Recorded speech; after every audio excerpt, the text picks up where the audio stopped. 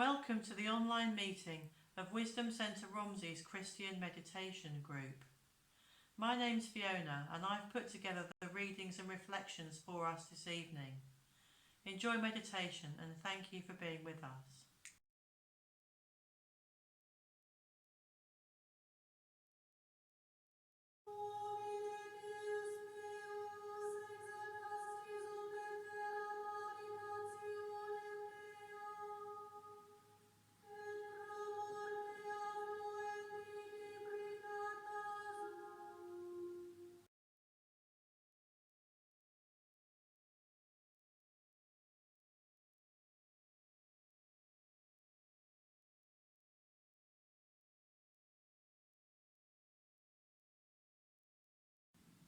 Through Jesus Christ, by the Spirit, by whose breath our souls are raised to life, we in meditation in this time of crisis pray with all others as one community and one world to one God.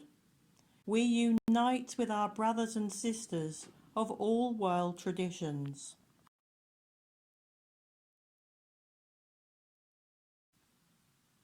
With God is wisdom and understanding. May our ears be attentive. May the meditation of our hearts be for understanding. Through Christ may we seek and find you, acting only according to your will. May we follow his teaching, seeking also the wisdom of the Holy Fathers and Mothers. We commit to love of earth, faithfulness, community, stability, peace and justice making. Letting go of all else, in contemplation we surrender in love to you. Let our sacred word be a symbol of our consent to your loving presence and healing. May we be faithful to this word so that it rises in our hearts, awakening that sense of your presence.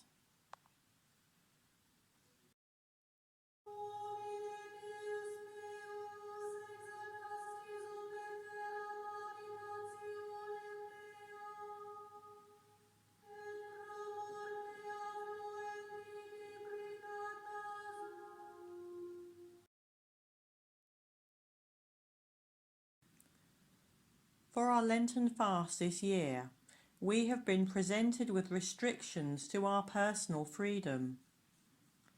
We and others of the world in this moment of isolation are called to slow down and collectively reflect on the human condition. We are also called to be mindful of what forced isolation means for the vulnerable elderly and those with mental health conditions, who are now isolated from the lifeline of social contact. In the commercial world, obsession with status and material goods has been swept aside. We and other nations fear for our health. We are barred from spending unnecessary time outside our homes, and non-essential workers are not permitted to go to work. Things have suddenly changed. Never in my memory has the banker, the international CEO, or the schoolchild been pushed to the margins, while the supermarket shelf stacker and delivery driver are elevated to key worker status alongside frontline NHS staff. COVID-19 brings equality. Prince Charles and Boris Johnson, our Prime Minister, have the virus. Previously meaningful hierarchical structures have not just fragmented, they have completely reversed. In this COVID-19 crisis, luxury consumer goods remain on the shelves, and non-essential stores selling clothing and electronics have been forced to close.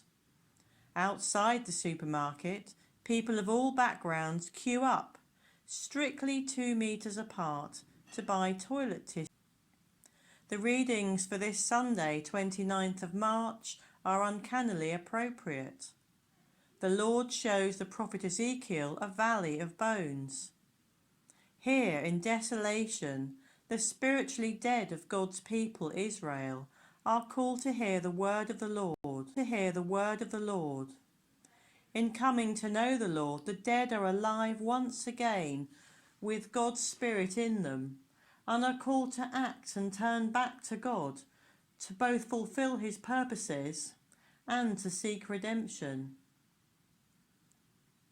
With so many of us exiled to home working or in isolation, there is plenty of opportunity to consider what's important in our lives. Possibly for the first time since the Second World War, we have been asked to take part in something greater, to understand spiritual lives in bringing peace, recognizing that self-interest is hostile to God. Not submitting to authority, as we have been called to do, will almost certainly damage the health of our human community. This Lent, our fast calls us to accept some discomfort and considerable boredom to protect someone else, to protect the vulnerable, the health worker, the delivery driver, and the supermarket worker. Answer the Spirit of Christ in us and do what is right for the common good. This Lent we are called to think of humanity as just one part of life on earth. We are on our own unimportant. We are part of a unified, non-hierarchical and self-sustaining system. Like it or not, the coronavirus is also part of this system. We are mortal, and no one is exempt from the possibility of infection, regardless of ethnicity, rich or poor, male or female, young or old, international business leader, celebrity or unskilled labourer. When it comes to the reality of COVID-19, we really are. Without status, we are called to reflect on God's seeking to reconcile the world to himself. Indeed, God's creation is always aiming for internal balance and uses our experiences to achieve this. Through our crisis, we may reach the point of no return. Broken and bereft, our grand ideas for ourselves have come to a sudden pause, and it's time to search our minds and hearts. In conditions like these, the human community seeks new life, and ultimately no choice but to appeal to God for regeneration. Realizing our weakness, we can't face such large-scale crises on our own and search for God in profound ways. Yet God is hidden in plain sight. While COVID-19 forces us into isolation, shuts our factories, ends our commuter work, and grounds air travel and holidays, air pollution is clearing, and God is renewing his handiwork. The planet is healing. Many will see God at work in the pictures of dolphins reclaiming the waters near the port of Cagliari, Sardinia, and shoals of tiny fish are glittering under the sun in Venice canals. While human suffering is not necessary for these things to happen, perhaps the message is that while those who have been lost cannot be raised, we can wake up from our deep sleep and be spiritually restored. Humanity can rise out of this current crisis to a whole new life. Rather than living and using its resources, we are living with the planet. Rather than looking out for ourselves, we look out for our neighbour first. But first we need to believe in him, come out of our cave and unbind ourselves from our present life. With this faith comes new life and the courage to rethink our role within God's kingdom. In the words of the Roman philosopher Seneca, we are waves of the same sea, leaves of the same tree, flowers of the same garden. This is a time to renew our faith and be raised to life in Christ.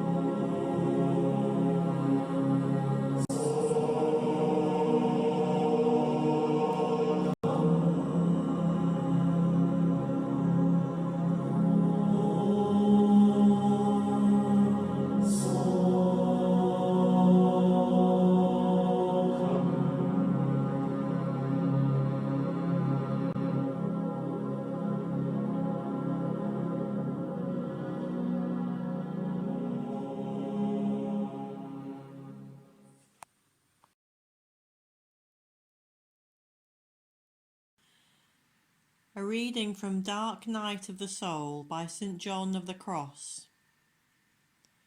The divine is purifying contemplation, and the human is the soul.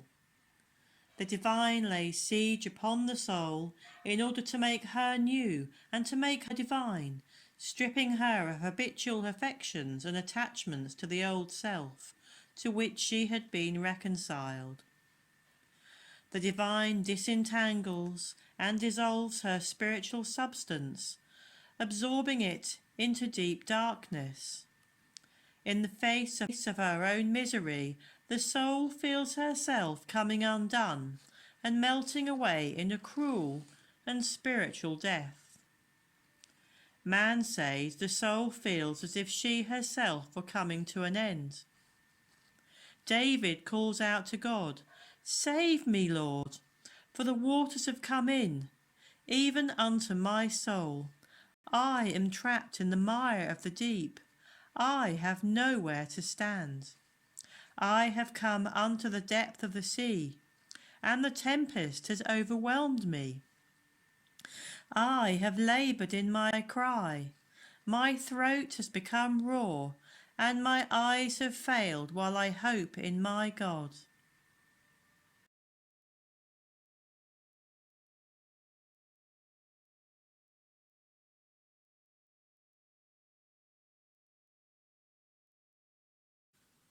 Closing prayer.